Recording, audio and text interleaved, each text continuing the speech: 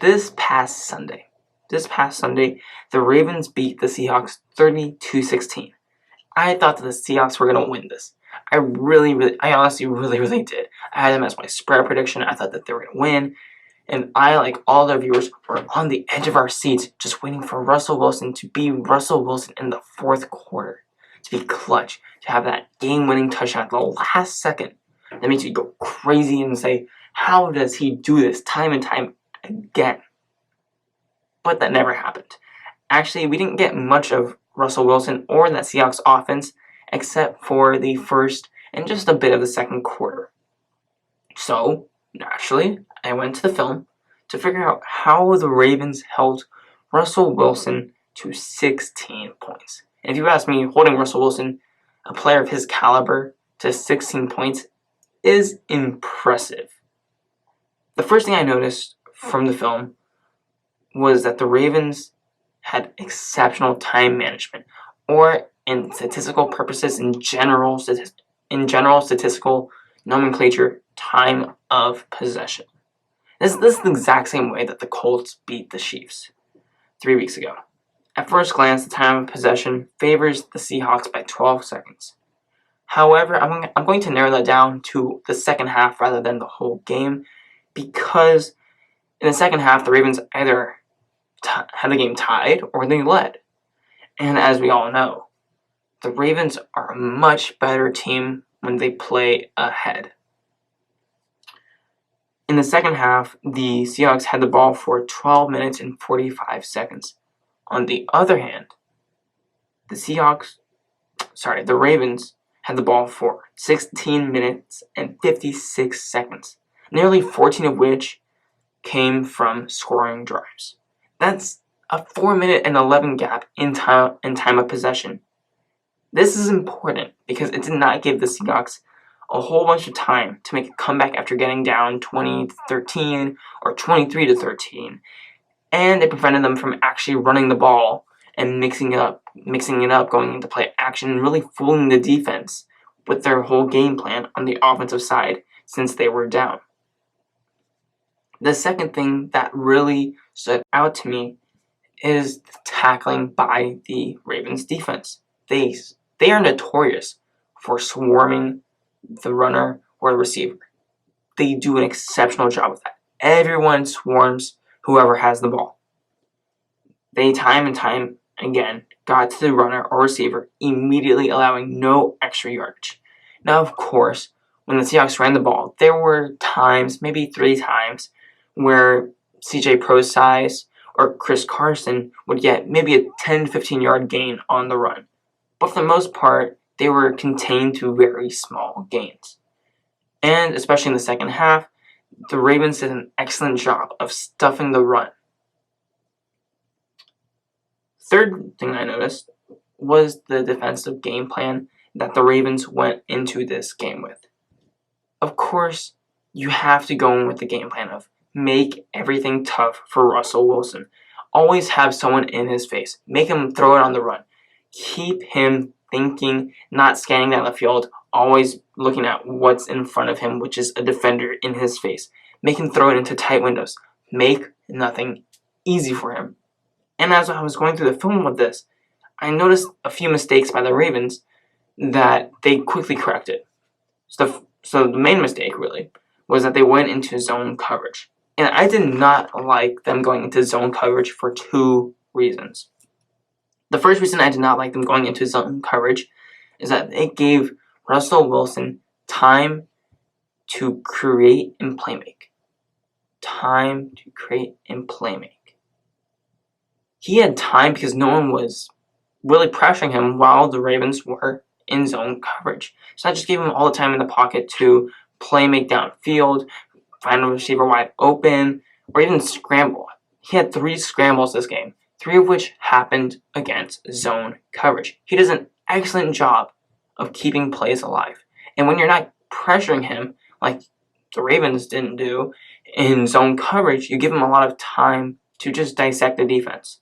And just like Aaron Rodgers or Patrick Mahomes, he is his most dangerous when he has time and is left to play make for the whole game. The second reason I did not like the zone coverage by the Ravens was that you're just giving them easy stuff. The Ravens, like I said, did not get pressure on Wilson when they played zone defense. So he could just sit there, scramble, play make, or just sit there and wait for a receiver to find the little gap between the zone coverages and just sit there and wait for Russell Wilson to throw it to him. And trust me, Russell Wilson found the guy over and over and over again because he is great. So by playing in zone coverage, the Ravens made it far too easy on Russell Wilson and also gave him leeway to be his best, his most dangerous when he play makes and is able to attack you from different ways. However, luckily, the Ravens stopped doing that and only started running zone plays every now and then to really keep Russell Wilson on his feet, to keep him honest, and only really in the red zone when everything was a lot more crowded together and you can actually play zone a bit easier. And they did more of what they really should have been doing throughout the whole game, which is play man to man.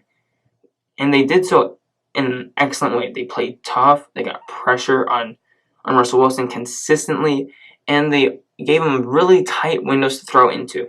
If you look at the plays the Ravens ran man to man in, there was always a guy in Russell Wilson's face forcing him to throw it, maybe even force it into tight coverages for an incompletion, and they never allowed him to play make or scramble.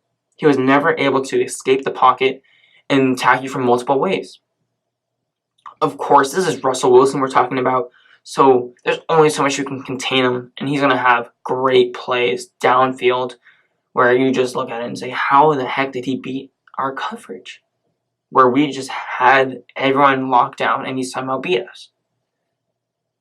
Of course that happened against the Ravens, but they were able to make it so that that didn't happen on a consistent basis, and it was more of an abnormal occurrence.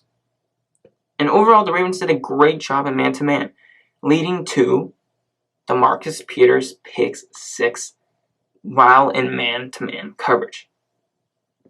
However, there are multiple things that led to this play happening, and watching it in film was amazing and beautiful. So Tyler Lockett is not Marcus Peters' guy. However, he runs a corner route that is perfectly defended by another defender. However, he is on Marcus Peters' side, very close to him. Marcus Peter, however, is guarding Jaron Brown. And this is all man-to-man.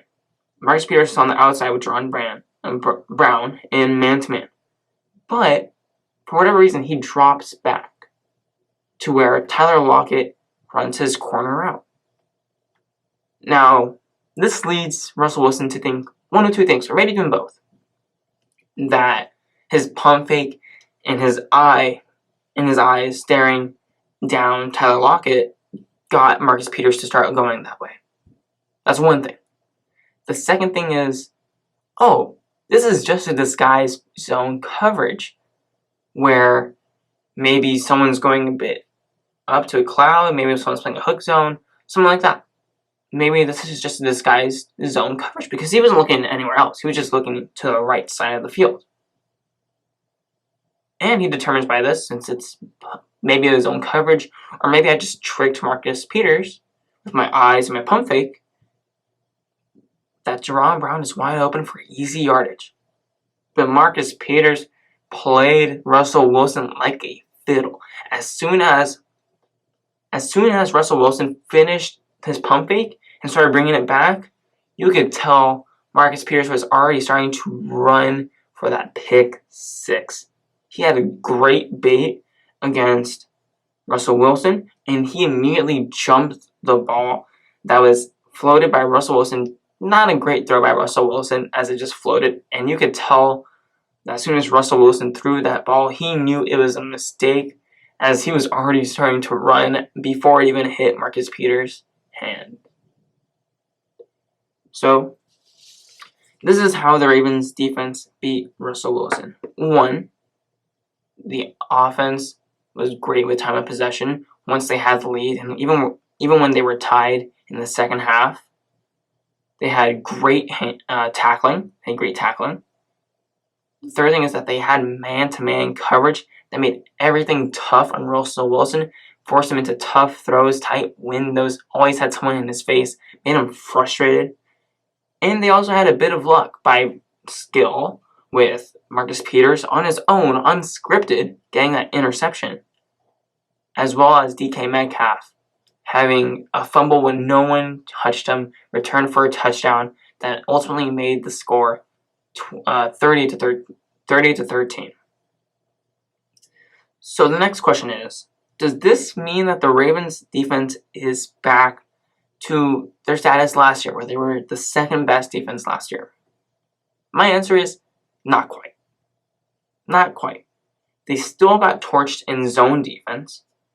The run game for the Seahawks was doing pretty good until the Ravens started clamping down on that in the second half. And the Ravens got beat in man-to-man coverage on quick throws like slants or curls. And even if they were to play man-to-man consistently throughout the whole game, if they were not able to shut down that run game from the Seahawks, or from any team going forward, they're pretty doomed. An example that comes to mind is the second drive for the Seahawks. The Ravens ran man coverage on the first 4 plays of that drive, which were all run plays. And seeing that the run game for the Seahawks was going pretty smoothly against their own man coverage defense, the Ravens switched from their man defense to a zone defense for the next 3 plays, which were all pass plays. The first play with that zone defense, they actually got a sack for 0 yards, but on that play, Russell Wilson was actually about to scramble, and they got very lucky with their open field tackling that Russell Wilson did not break off for a first down. The next 2 plays were passing plays that combined for a total of 46 yards. And then upon realizing that they made a mistake going to zone defense and that Russell Wilson was torching their zone defense, they switched back to man-to-man defense. But it was far too late since the Seahawks were already in Baltimore territory and starting to get a bit tricky with their run game and pass game clicking early on that drive. They started running read option, play action plays, and eventually got a touchdown against man-to-man defense. So I think that the Ravens defense is going to be fine for the season. But as long as they stick to their scheme or their game plan, in this case it was man-to-man defense and making everything difficult. As soon as they do not stick to that, they will get